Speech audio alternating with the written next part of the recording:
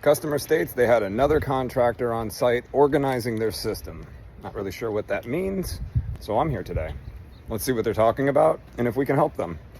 After a short conversation with the homeowner, I now know what he meant by reconfigure the system and what the last guy was doing. The last guy was the landscaper for this property before this guy bought the house.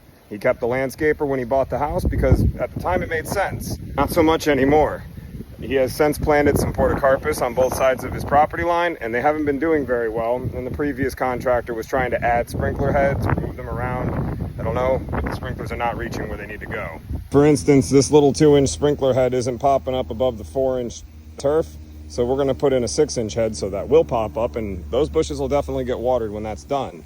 This sprinkler head is broken, which is affecting the pressure and just dumping water into the street. One of the customer's complaints was a high water bill. That'll do that. That nozzle over there is not working correctly. It's also a van nozzle along with the rest of the nozzles on this system. Anywhere you see an orange flag, I am proposing to upgrade the nozzle to a high efficiency nozzle, possibly an MP rotator. That is to reduce the water use on this zone. We're going to go ahead and go through the rest of the other 3 zones. To give you a head count, there are 3 on the inside there, 1 on that little green space there. So that's 4, then we got 5, 6, 7, 8, 9, 10, 11, 12, 13, 14, 15, 16 sprinkler heads on a 1-inch valve.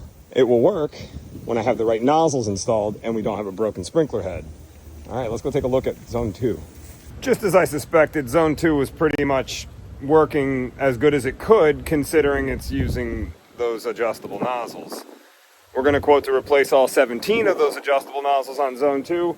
We've moved on to zone 3, where I'm looking at water leaking down the driveway because there's not enough pressure to turn on these heads or push them up.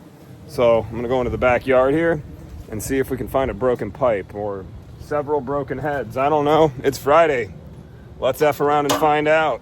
Don't you want to bet there are way too many sprinkler heads on this? Okay, this is bubbling. That's just a regular sprinkler head. Let's see, what do we got? What do we got? We've just got a lot of sprinkler heads. Wow.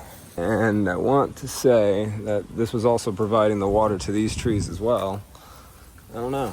All right, a little bit more research needs to be done here. We may have to, let me tell you where my head's at.